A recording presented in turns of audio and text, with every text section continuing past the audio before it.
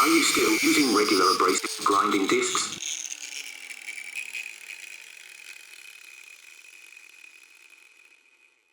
There is a much better option. Let me show you.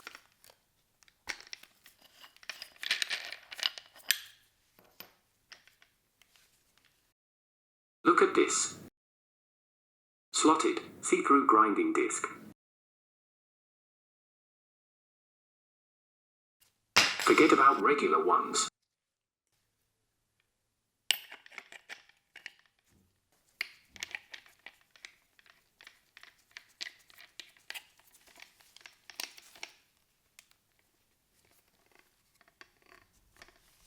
Pay attention to the highlighted area. You can already see past the disc.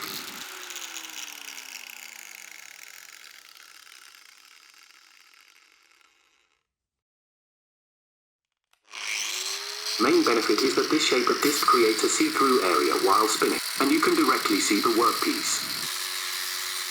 You see what you are doing. That's how you avoid overgrinding and have better control. Here is another great example of how well you can see and control the grinding.